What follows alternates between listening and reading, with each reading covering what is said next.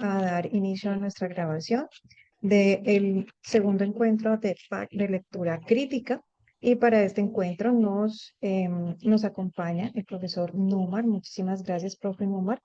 Y bueno, a partir de este momento, entonces, le delego el seguimiento a nuestro PAC. Muchas gracias, Tatiana. Y bienvenidos entonces, Yuri, Jenny, y los demás que están aquí presentes, y lo seguro que los demás están llegando más tardecito. Los, los esperamos y ellos irán aunando aquí. Ahora ayer cuando estuvimos trabajando en este encuentro, estuvimos revisando algunos textos, viendo cómo eh, uno logra hacer una comprensión de unos textos a partir de unos presaberes. Y en ese mismo sentido, dice que comenzáramos hoy con este texto, que fue escrito hace, bueno, 8 días apenas, lo escribió en el tiempo el señor José Arnoldo Cruz, sobre un tema que es supremamente actual, que nos preocupa a todos y que todos estamos, de alguna manera nos toca de alguna forma. Tiene que ver muchas veces con lo que llamamos inteligencia artificial, o muchas veces sí tiene que ver con la seguridad misma. Voy a leer el primer párrafo y le voy a pedir que alguien lo comente y luego vamos a irlo leyendo uno a uno. El primer párrafo, el señor José Arnoldo Cruz dice que el mercado clandestino de ciberarmas, o sea, armas cibernéticas, bajo la superficie de la red, florece un siniestro mercado clandestino donde las ciberarmas se compran y venden al mejor postor. Exploits, malware y técnicas de hacking avanzadas están al alcance de cualquiera que esté dispuesto a pagar el precio. Esta realidad pone en evidencia cómo nuestras defensas digitales pueden ser infiltradas y utilizadas por fuerzas oscuras para sembrar el caos y la destrucción. ¿Qué podemos entender de este texto? ¿Quién nos quiere comentar?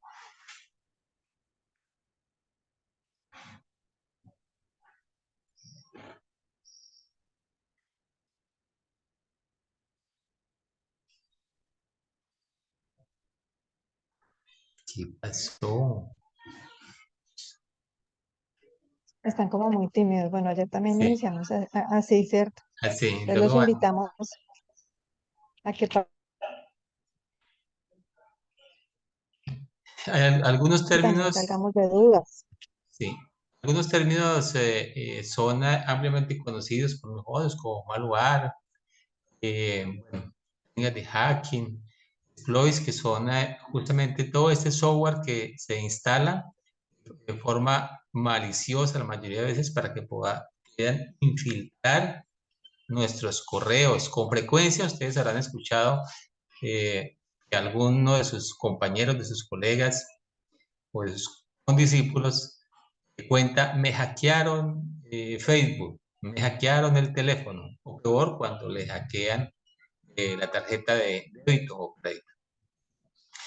Bueno, vamos a leer el segundo. ¿Alguien se anima a leer el segundo párrafo?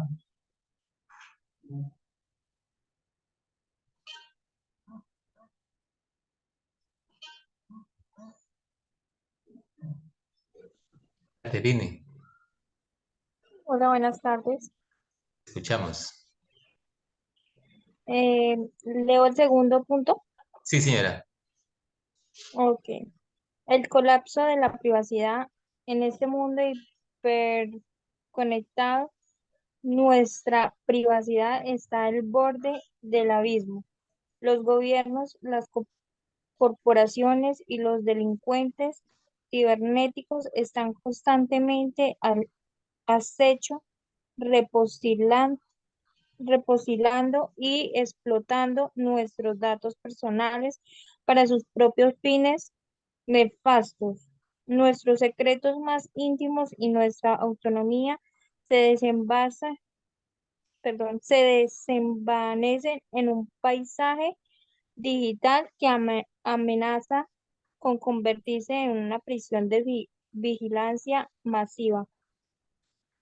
Muy bien, Ya, gracias, Catherine. La privacidad, lo que dice aquí es que ya colapsó, es decir, vamos. ya no hay privacidad. Y de hecho, cada vez que nosotros ingresamos a una página, cada vez que entramos a Internet, dejamos datos, dejamos rastros que indican qué es lo que nos gusta, qué es lo que nos pueden vender, cuál es nuestro número telefónico.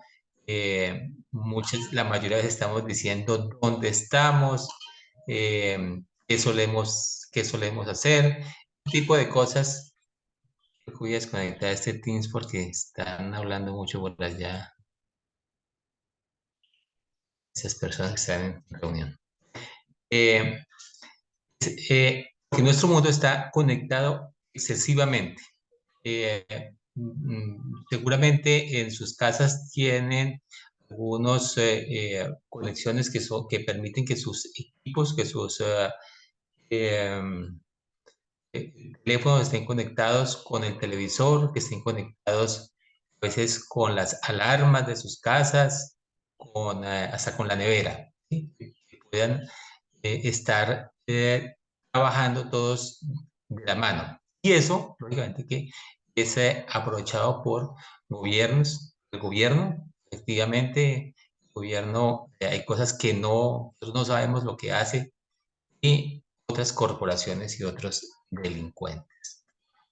Bien, sigamos leyendo dos párrafos más de lo que nos dice el señor José Arnoldo. El ciberespionaje, el espionaje en la era de la guerra encubierta. Ese es el punto. La guerra cibernética, como si nosotros estuviésemos en guerra, se libra en las sombras, donde los estados nacionales y los actores internacionales buscan obtener una ventaja estratégica.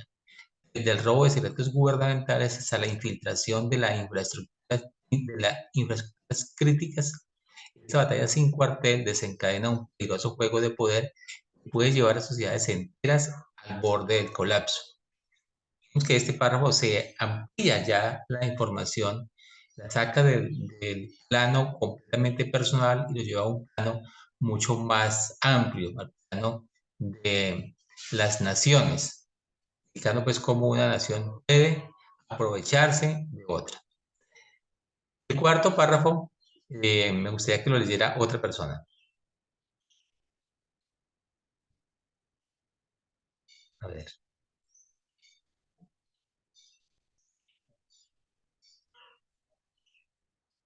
Bueno, mientras se animan. El chantaje digital y el secuestro de nuestras vidas.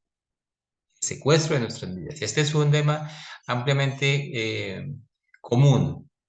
Ransomware, la herramienta diabólica de los criminales cibernéticos, nos enfrenta a un dilema inquietante. Nuestras vidas digitales se convierten en rehenes. Nuestros archivos personales y profesionales son secuestrados, también de las empresas, especialmente de las empresas.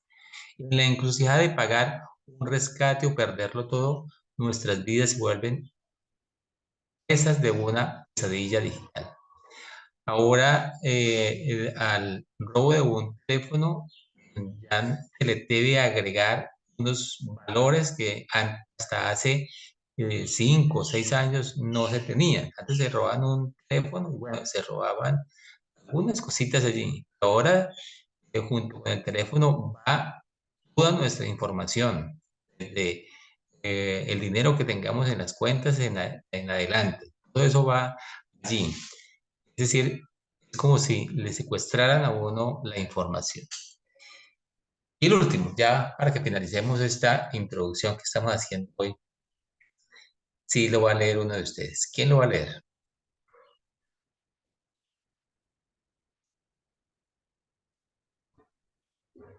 Camilo me pareció que levantaba, ¿no? No, acabo de ingresar. Bueno, a ver, anímense uno a leer.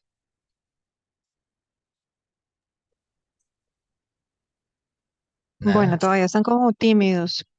Creo que mi conexión no sé qué tan estable sea, pero voy a hacer entonces la lectura. Está bien, perfecto, se escucha perfectamente Sí, bien. Sí, Ana, ¿podría leer? sí, Ah, claro. claro, Jorge, dale. Vale. La ciberseguridad al borde del abismo. El tiempo, José Arnold Cruz, 27 de septiembre de 2023. Número 5. La corrupción enmascarada de héroes y villanos dentro de las filas de la ciberseguridad. Una corrupción siniestra se esconde detrás de las caras sonrientes de los expertos. Algunos profesionales, seducidos por el lado oscuro, se convierten en cómplices y facilitadores de los ataques que deberían defender. La confianza desvanece mientras aquellos en quienes confiamos para protegernos se vuelven los arquitectos de nuestra propia destrucción.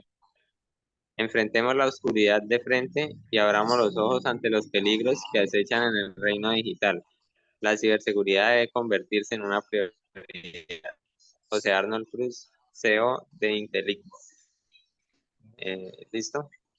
Gracias. Este texto lo escogí para poder hacer una recomendación que estamos recibiendo constantemente. Yo sé que la universidad les envía con frecuencia esas recomendaciones de no abrir correos que no conozcan, de tener cuidado de lo que están reenviando, de mantener una doble seguridad, de no andar repitiendo lo que no saben con exactitud, porque tiende uno a veces a ser el idiota útil de todas estas personas que tienen intenciones no tan sanas, no tan buenas, y que nos utilizan a nosotros como medios para poder llegar a otras personas. Esto hace parte de lo que llamamos nosotros pensamiento crítico. Pensamiento crítico es estar atento a todo lo que pasa. Cuando se está aprendiendo a manejar, dicen a uno que tiene que manejar a la defensiva. En realidad, la vida tendría que ser siempre uno como si se estuviera defendiendo, no solamente manejar. Pero para defender no hay que atacar. Defender es estar subido en el andén, estar atento a lo que está pasando en el mundo, estar pendiente y sobre todo tener a lo que es muy importante, tener el conocimiento. Cuando se tiene el conocimiento, uno puede tomar decisiones. Por eso, mis queridos muchachos, la invitación de este encuentro, que es el encuentro de pensamiento crítico, es a estar siempre atentos, a estar preocupados en realidad por la seguridad y a convertirnos en unas personas que podamos con nuestras acciones hacer el bien y no hacer de pronto el mal sin querer, porque podemos llegar a eso. No podemos ser los idiotas útiles de quienes con malas intenciones usan nuestra ingenuidad. Y para terminar ese texto, este señor José Arnold Cruz es el CEO o CEO de Inteligo. CEO es una palabra muy como de moda en este tiempo. ¿Qué significa CEO o SEO? ¿Saben ustedes?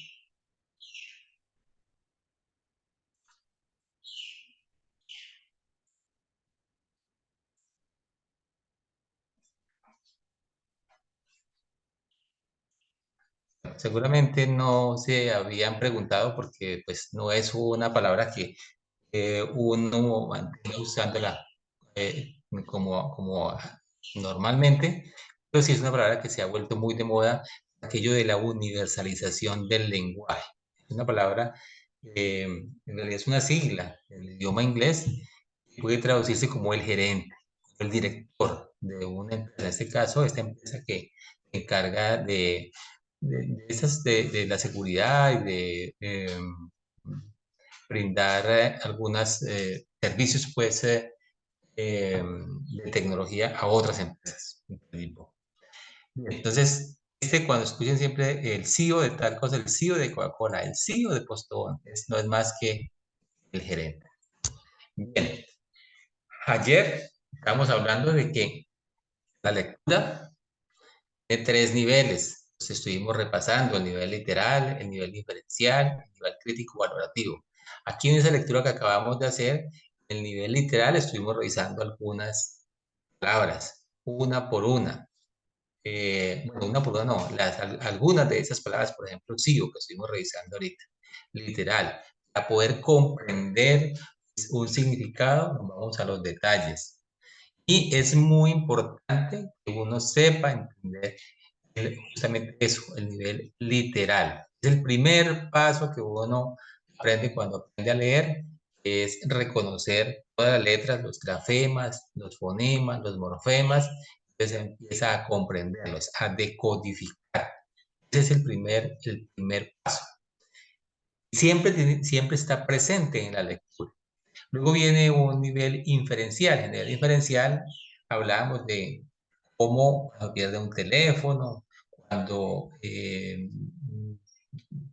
a alguien le quitan, le hackean Facebook. Estamos deduciendo. En el nivel crítico valorativo, les estaba yo comentando esto de la importancia de mantener uno, de que todas las personas mantengamos un valor agregado a nuestras comunicaciones. Es decir, que lo que enviemos a los demás siempre haya pasado por un filtro, por el filtro de la crítica, que nosotros podamos valorar, esto sirve, ¿sí? Esto es bueno, esto le va a ayudar, pero no andar comentando por comentar. Seguramente a algunos de ustedes les pasa que hay una noticia, por ejemplo, cerraron la carretera Villavicencio-Bogotá y le envía esa noticia un amigo, se la envía a alguien de la familia, se la envía a alguien del trabajo o de la universidad y se la envía y después con el tiempo, después de que ha pasado 1 o 2 horas que usted ya ha recibido la misma noticia por varias personas, alguien envía diciendo que disculpen, pero que era una falsa alarma. Eso es lo que suele suceder en este tipo de comunicaciones que no revisamos. Enviamos a la primera sin pensar si le va a servir a la persona, una persona que no va a viajar, una persona que no tiene carro, una persona que no está interesada en ese tipo de noticias. No, no hay necesidad de que se la enviemos. Si es importante para ella, si le va a servir para algo, no se ha hecho ese filtro y se envía esa comunicación. Bien, eso es lo que hemos podido hacer con ese primer texto que traje copiado del tiempo. Bien, hoy vamos a centrarnos un poco más en cómo se lee. Para eso voy a hacerles 3 preguntas. Y quiero que por lo menos una persona de cada uno me responda, cada uno de ustedes me responda. La primera es, ¿qué estrategias utiliza usted como lector para comprender un texto? ¿Qué estrategias? Se lee y hace algunas cosas para poder comprender lo que acaba de leer, sobre todo cuando se leen textos que no son entendidos en la primera lectura. ¿Qué estrategias utiliza usted? A ver, los escucho.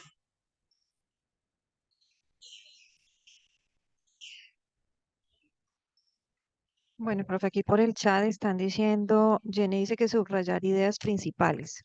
Excelente, muy bien, muy buena estrategia.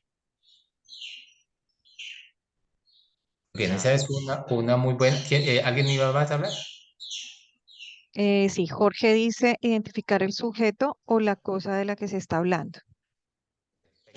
Muy bien.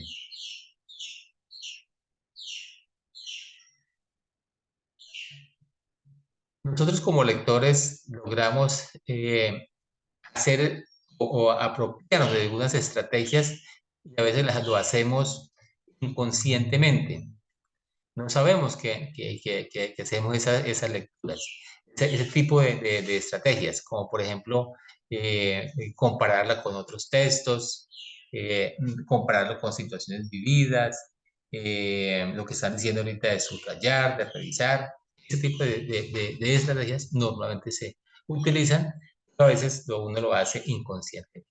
Vamos con la segunda. Si no comprende una palabra que aparece en el texto, ¿qué hace usted? ¿Qué hace cuando la palabra que aparece ahí no la sabemos? Por ejemplo, ahorita no sabíamos el significado de SIO. ¿Qué sería lo que hay que hacer para poder saber el significado de esa palabra? Dice aquí buscar sinónimos y su significado o su significado. Perfecto, sí, es, digamos, lo que habría que hacer es buscar su significado. Si no se comprende, es buscar el significado. Buscar el significado en realidad es muy sencillo. Si estamos con un computador conectado a Internet, tenemos cientos de diccionarios que nos permiten tener esa significado allí a la mano. Pero si no, podemos intentar comprenderlo a partir del contexto. ¿Sí? El contexto nos permite hacer a veces deducciones. Y la tercera pregunta. ¿Le ha sucedido que a veces comprende todas las palabras del texto? Todas. Sin embargo, no puede comprender una oración. ¿Qué hace en ese caso?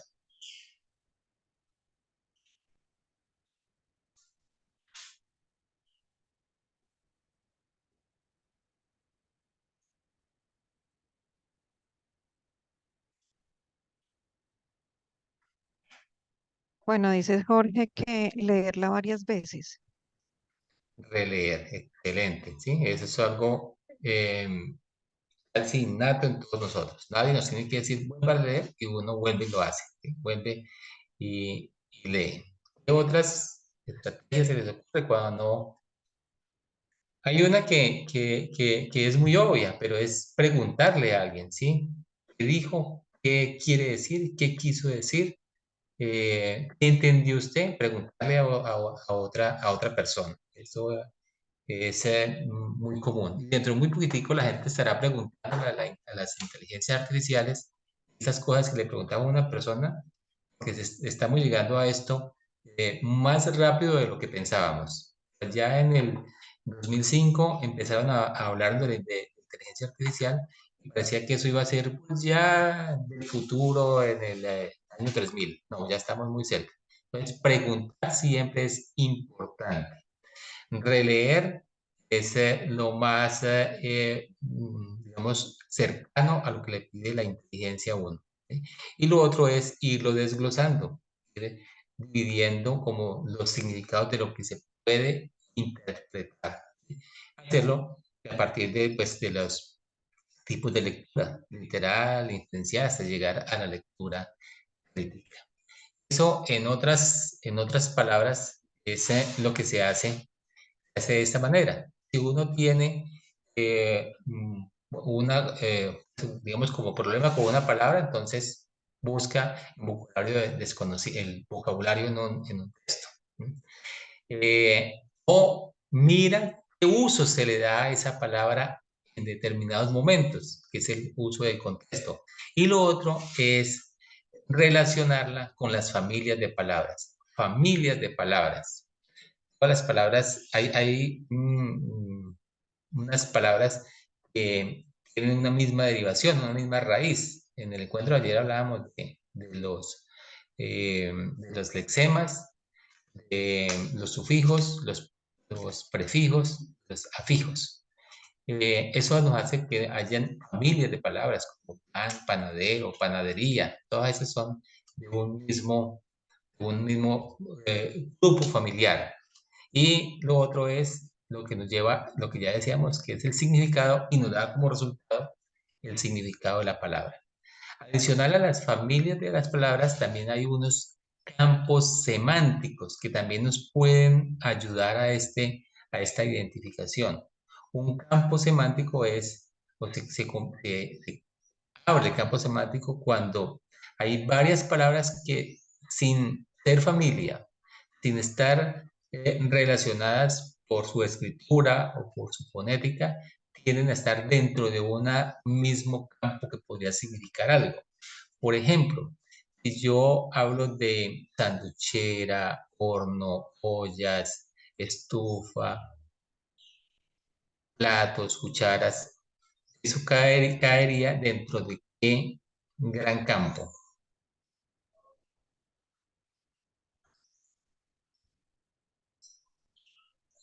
nos hace recordar esto? Que hablamos de La cocina o... eso, o preciso, la cocina, sí, la cocina. Exactamente eso. Ese es un campo semántico, y así como el campo semántico, por ejemplo, el campo semántico de la veterinaria. Pues, ¿qué es? ¿Qué cabría allí? Pues cabrían las vacunas, cabría em, los animales, cabrían razas, bueno, todo ese tipo de palabras estarían de una o de otra forma relacionadas con lo que es la veterinaria. Esas son estrategias que nosotros usamos para poder identificar palabras. Sin embargo, muy a pesar de eso, hay algunas palabras que no las logramos identificar, ¿sí? Por más de que sepamos su significado, que lo podemos encontrar en un diccionario, que los tenemos siempre a la mano, sabemos que es complicado poder interpretar. Bueno, ese es una situación especial. Cuando se trata de una oración, lo que uno intenta con la oración es tratar de extraerle la idea. ¿Qué significa? Quiere decir. Para eso, una estrategia es reordenarla, decirla de otra forma. Muchas veces está escrita de una forma que para uno no le es familiar. Ayer yo les decía que la gramática, la sintaxis de nuestra lengua, que es distinta a la de otros idiomas, de otros lares pues, de nuestro mundo, indica que nosotros escribimos a partir de una fórmula básica y que es una fórmula elemental y que es artículo, sustantivo, verbo y complemento. Sin embargo, no está mal escribirlo de otra forma, ni tampoco está mal hablarlo de otra forma porque el idioma es tan rico que permite hacer esas variaciones. Esas variaciones hacen que muchas veces nosotros no podamos comprender exactamente una oración. Entonces, por eso tenemos que reordenarlas. Y para nosotros es mucho más fácil reordenarlas teniendo en cuenta esa estructura básica que le estaba diciendo. O también otra estrategia es el uso de referentes. Por ejemplo, cuando se habla, se le cambia por pronombres. Se les da otro nombre distinto para poder comprenderla. O lo que les decía hace un ratico, analizar las distintas acepciones, las distintas posibilidades, que aquí lo llamamos los matices. ¿Todo eso para qué? Para poder llegar a un resultado, a un significado de lo que es la oración. Vamos a hacer un ejercicio. Aquí dice, tengo 27 vacas, son lecheras y están para la venta. ¿Se entiende perfectamente, cierto? ¿Habría algún problema con eso? No hay ningún problema. Pero esto se puede decir de otra forma. ¿Sí? Se puede decir de otra forma. Dígame, por favor, alguno de ustedes, ¿cómo podemos cambiar esta afirmación, esta expresión, por otra forma de decirlo?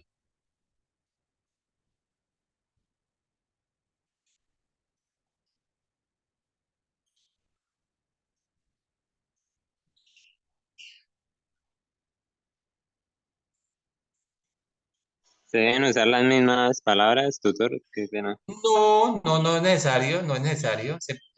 Mantener la idea, ¿sí? Mantener la idea aquí. Bueno, aquí Camilo por el chat dice, están para la venta 27 vacas que son lecheras. Pues están para la venta 27 vacas que son lecheras. Bueno, de otra forma, ¿se entiende? Sí se entiende, claro. ¿Qué más tienen? Dice aquí Jorge, tengo 27, también tengo 27 vacas lecheras y están para la venta. Bueno, otra forma. Hay más formas, ¿no? Hay muchas formas. Tengo 27 vacas lecheras por 27 millones. Bueno, otra forma. Vacas lecheras para la venta, cada una a 1.000.000. Tengo 27 vacas lecheras para la venta. Es muy parecida a la que decía Camilo. Tengo un lote de vacas lecheras para la venta. Precio, 1.000.000 cada una. Bueno, son distintas posibilidades. Piensen cómo, dependiendo de la persona, dependiendo a veces de la formación, dependiendo del sitio donde estén, uno dice una expresión de distintas formas. Nosotros los humanos tenemos la capacidad de entender lo que, les decía ayer, es en realidad complejo. Lingüistas como Chomsky, por ejemplo, nos explicaba que la gramática tiene una estructura muy profunda. Decía que nosotros usamos una estructura muy superficial. En realidad decimos, páseme el cable, páseme el cable.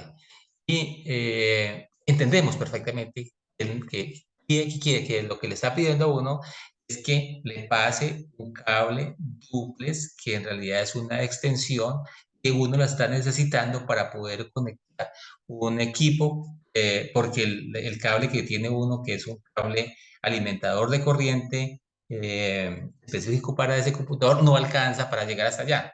Todo eso es la estructura profunda, lo que uno no entiende, lo que uno no necesita que le diga, lo que uno sí es capaz de comprender, la que llama la estructura profunda. En realidad nosotros hablamos en una estructura muy superficial.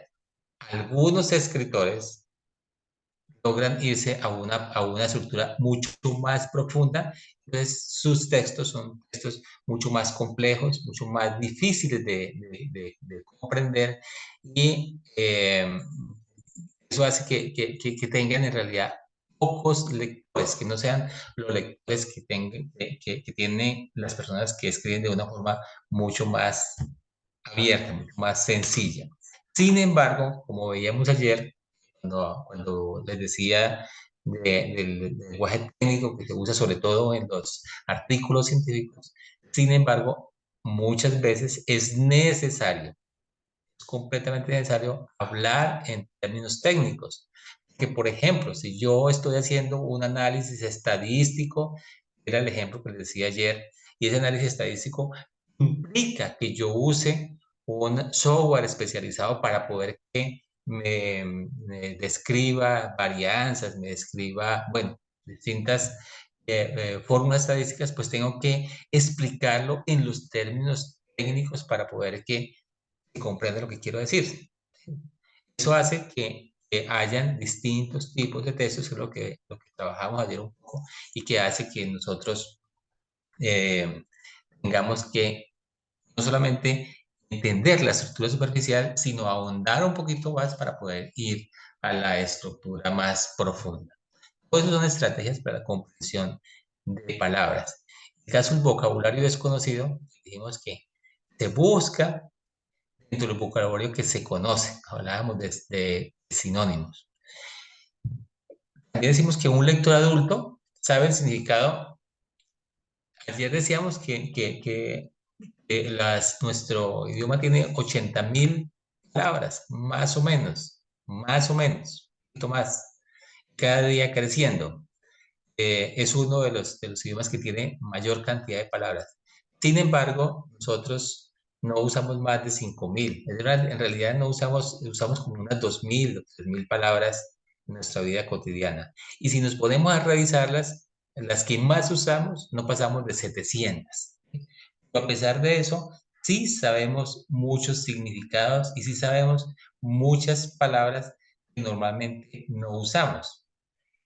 Y como decíamos ayer, algunas de estas palabras las usamos incorrectamente por el uso que se le hace o al que estamos acostumbrados. Les voy a dar un ejemplo. A ver, ¿cómo se dice? Interperie o se dice intemperie.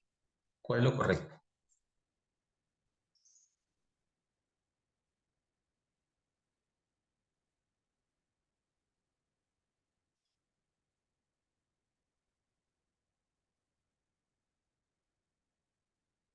Hola, ¿qué pasó? ¿Será que no me está escuchando, Tatiana? Sí, mi profe, lo que pasa es que creo que se alcanzó a como cortar un poquito.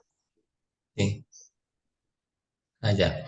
Les estaba diciendo que las palabras nosotros usamos no son todas las que deberíamos y que muchas veces nos equivocamos por el uso constante que se está dando. Y les estaba dando un ejemplo de interperie o intemperie. Entonces se dice una o de otra forma. Las hemos escuchado las dos, interperie o intemperie. ¿Cuál de las dos es correcta? ¿Cuál está mal? Mi profe, cuando tú las nombras, se corta la palabra, entonces tal vez ellos no escuchan bien las dos palabras. Interperie, intemperie. Interperie y interperie. Intemperie, interperie. Dos palabras. Con M y con R. Sí, Sí, es que creo que eso. Ya ahora sí es que no habían escuchado. Muy bien.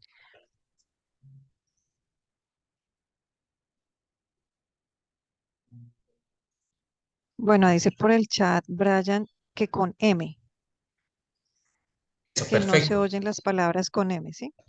Sí, es lo correcto. Sin embargo, el uso generalizado está con la R. ¿Sí? El uso generalizado. Y es un uso incorrecto. ¿Sí? No es así como debería usarse. Y así como ese pasa con muchas palabras que lo usamos de una forma y en realidad es otra. No podemos definirlo, pues entonces acudimos a un vocabulario mucho más especializado. El vocabulario especializado nos permite que podamos nosotros descubrir, acercarnos a lo que es el significado de las palabras. Y en ese sentido, lo que es el uso, lo que se quiere expresar o lo que es dicho de otra forma, ya cuando hablamos, estamos en el lenguaje verbal, hablamos de la fuerza ilocutiva. Tengo aquí cuatro expresiones o frases muy célebres de este físico inglés que le regaló al mundo. La primera, voy a leer la primera y luego las demás las leen ustedes.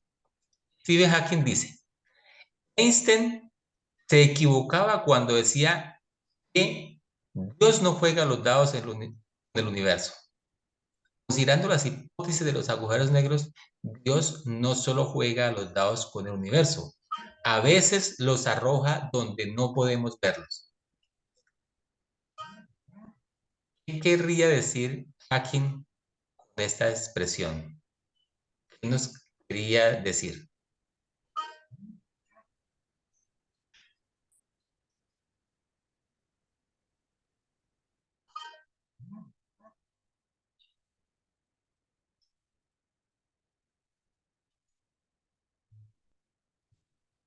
¿Qué se anima a dar su opinión? No se preocupen que no tenemos que dar opiniones completamente correctas. Nuestras opiniones son personales. Díganlas.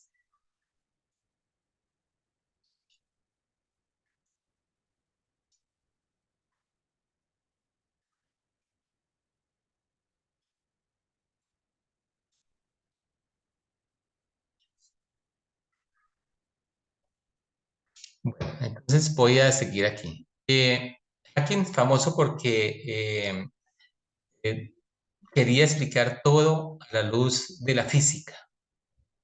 Y de hecho la mayoría de las cosas las pudo explicar.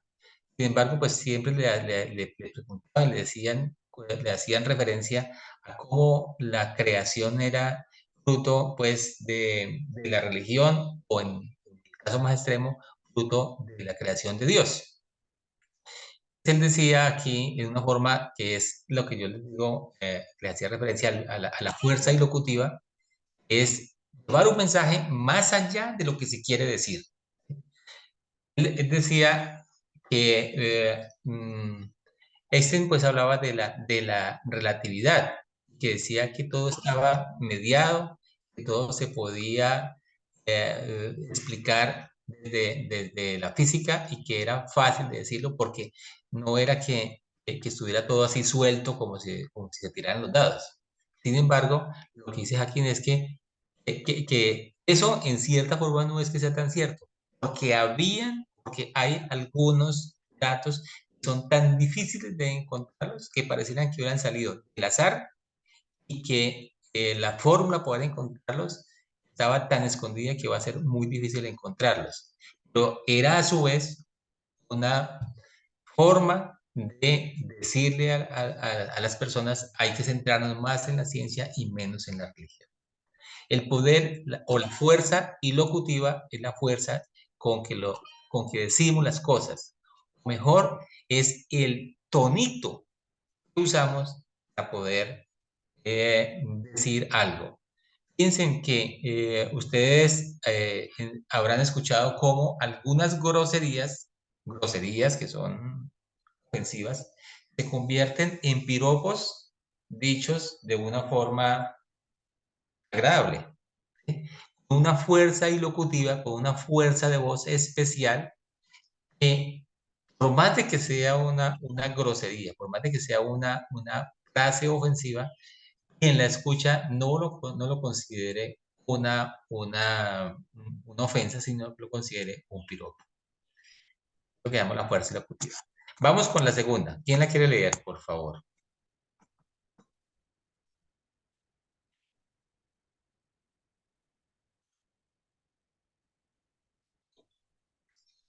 Eh, yo la voy a leer, doctor. ¿Puedo empezar a leer ya? Sí, sí, señor. Eh, es ahí donde dice, dado que existe, Sí, perdón, perfecto. Sí, sí, vale. señor. Dado que existe una ley como la de la gravedad, el universo pudo y se creó de la nada. La creación espontánea es la razón de que haya algo en lugar de nada. Es la razón por la que existe el universo, coma, de que existamos. No es necesario invocar a Dios como el que encendió la mecha y creó el universo. Listo. Gracias. ¿Y qué podrías comentarnos de esta frase? ¿Qué se te ocurre? ¿Qué se quiso decir? Ya le doy como lo que entendí yo, ¿vale? Sí, señor. Mientras tanto, si alguno de ustedes quiere hacerlo, dígalo. Para mí lo que yo comprendí de ese fragmento es que tal como la gravedad, pues que es como algo innato, como natural, así mismo fue la creación del universo, ¿sí? O sea, era como algo que ya estaba destinado a pasar. No, no necesariamente era que hubiera alguien que lo tuviera que hacerlo, ¿sí? Eso fue lo que yo comprendí. Sí, señor. Dicho en otras palabras o en una analogía, es como cuando uno arroja basura a un lote baldío, por ejemplo, ¿sí? La basura de la cocina. Muy probablemente salga de allí alguna de las semillas que van, porque normalmente cuando uno arroja basura de la cocina, van semillas de papaya, de auyama, de guayaba, cosas como esas. Y es probable, de hecho pasa. Eso es poco lo que nos dice esta frase, que la creación espontánea, la naturaleza es capaz de regenerarse. La naturaleza tiene como por objetivo principal el crear vida y que todo eso, unido a la ley de la gravedad, hace que sea más fácil. Que no es necesario decir, no, eso es por obra y gracia de Dios. En realidad es por obra de la naturaleza. Ya lo otro se podría hacer una elucubración distinta, hacer un pensamiento distinto desde la religión y crear toda una concepción completamente distinta. Gracias. La siguiente frase dice, solo somos una raza de primates en un planeta menor de una estrella ordinaria, pero podemos entender el universo. Eso se explica en el sentido de que cuando logramos ver la Vía Láctea y compararla con otras constelaciones, damos cuenta que nosotros en realidad dentro de la Vía Láctea somos un puntico y la Vía Láctea comparadas con lo que es el universo es un puntico. Nosotros en realidad somos eh, insignificantes, pero a pesar de eso, muy a pesar de eso, logramos comprender el universo. Quiere eso decir que en realidad nosotros sí somos personas muy inteligentes. En realidad, con una gran capacidad de lograr una comprensión, un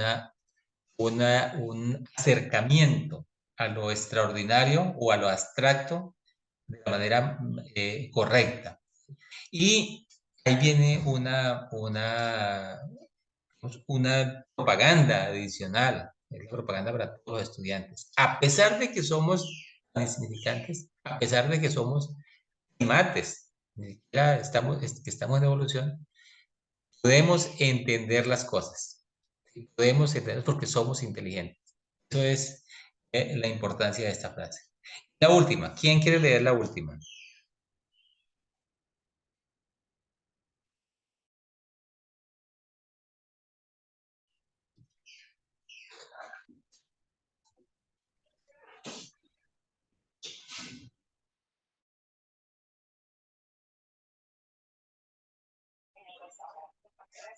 Bueno, creo que puedo leerla yo.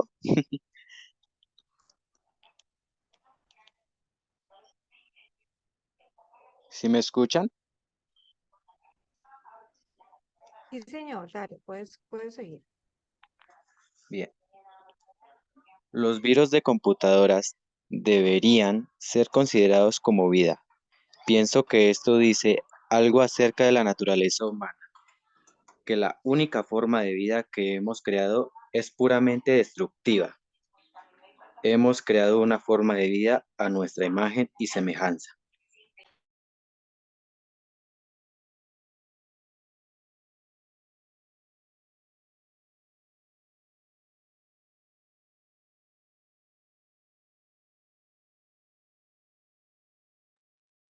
Vamos a esperar un momentico, que creo que se le cayó la señal al profe Numar. Tenemos una esperita.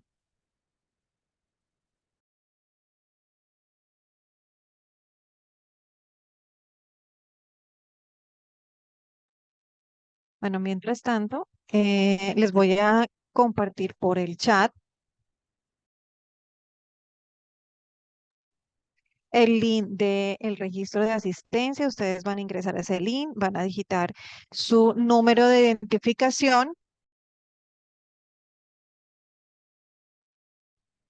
y van a diligenciar la asistencia. ¿Listo? Finalizando la asistencia, les va a llegar al correo electrónico un link para que puedan evaluar la sesión del día de hoy. Les agradecemos muchísimo. Uno, registrar la asistencia y dos, poder realizar esa evaluación, porque es para nosotros importante saber en qué podemos mejorar estas sesiones. ¿Listo? Ya les voy a compartir aquí por el chat el link de asistencia.